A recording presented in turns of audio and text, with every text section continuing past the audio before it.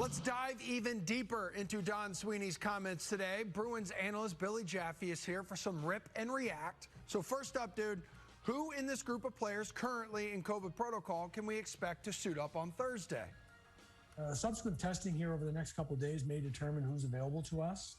We do believe that we'll have a couple of players that will be unavailable, and then the rest of the test results will determine who is available to participate on Thursday night if we're able to do so.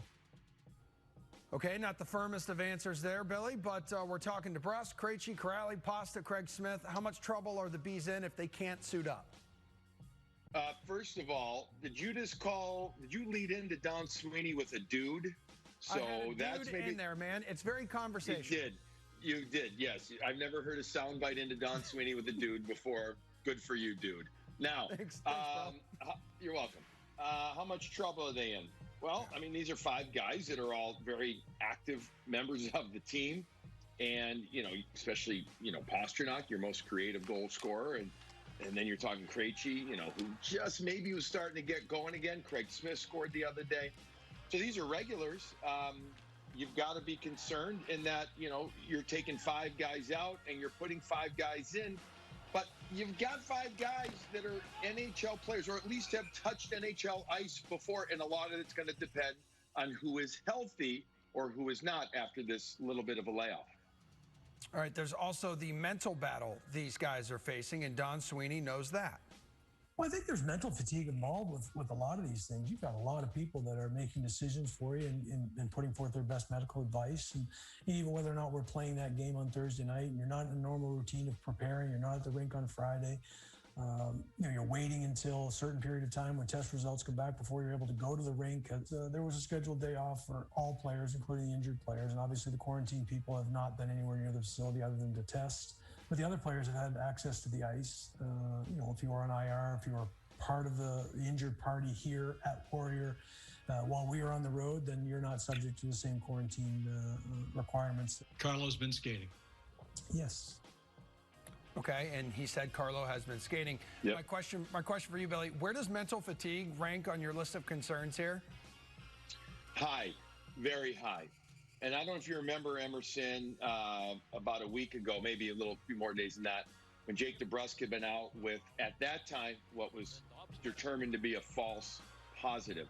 So he'd missed a game, and then he came back, and he talked about the mental fatigue of that. And, he also talked about earlier in the week about having been a scratch, too. So he had a lot of that. And other players have talked about this mental fatigue of not knowing, of living a very different lifestyle, whether it's at home or on the road, which we've all experienced, right? We all have. These guys have a huge sense of team and bonding and unity when they're together, especially traveling.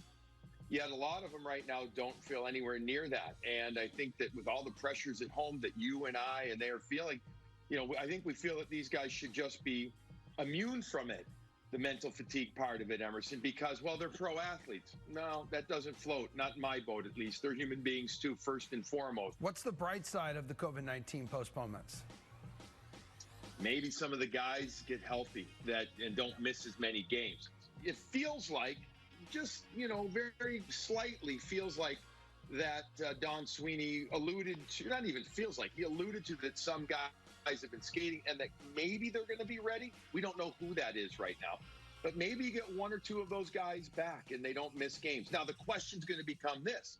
If the Bruins have to miss more than these two games that were postponed, Emerson, can they end up fitting those extra games that they would miss down the road? I think they have room for 2, maybe 3 makeup dates. After that, partner, I don't know how they fit them in. Well, as for fans being inside TD Garden this week, that plan is not changing. The plan is to move forward with the 12% in the Garden, and all the people there under Amy and Cam and everybody has done an unbelievable job to repair the building, to welcome, and thankfully welcome back the people that want to support our hockey club and the first responders and healthcare workers that we're going to be able to acknowledge. But just to have people back in the building and cheering for us is going to be a welcome thing for the players and really for everybody involved. Billy, what impact will fans inside the building for the first time in more than a year have on these guys? I think it will have significant impact despite the fact it's just 12% of fans. It will not feel anywhere near the amount of energy of 17,000 plus will. But on the other hand, it's been so raw, it's been so empty, Emerson, in many of these buildings that I think when, the home team scores and you hear the horn and you see people, even if it's just 17, 18, 1900 people standing up and cheering, there's something about what these performers, and that's what they are when it's all said and done, these elite level performers go through. They love to be recognized for their work. That isn't why they do it, but that's part of what they do. And I do think that some of that real, I guess, lack of a better term, organic, right? Real fans there will be great for them. And, by the way, for the visiting team too. It all helps. All right, with the trade deadline 3 weeks away from today, Monday, April 12th, here's what Don's thinking right now. So we've tested some areas of our organization depth-wise, but we've also acknowledged that if we can add and improve our hockey club, we'd like to do that for now and for the future going forward. And really, the team itself and how they're playing usually indicates whether or not, how aggressive you're going to want to be. What meaningful move does Boston need to make? Well, let's assume, and it's a big assumption, but let's assume that Carlo, Lozan, Tenorti are all healthy, right? And Kevin Miller. I mean, he's huge too. If all those guys are healthy, you got to go get it forward.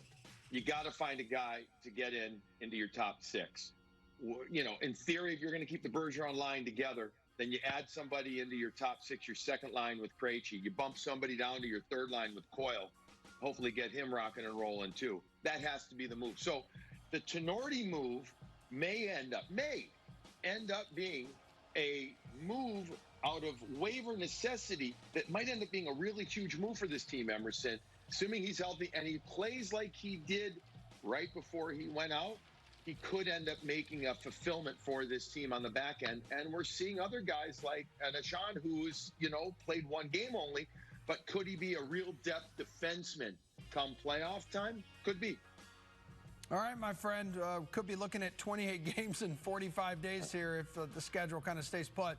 Billy Jaffe, you will be with us along the way on this wild ride. Thanks, buddy. You got it, dude.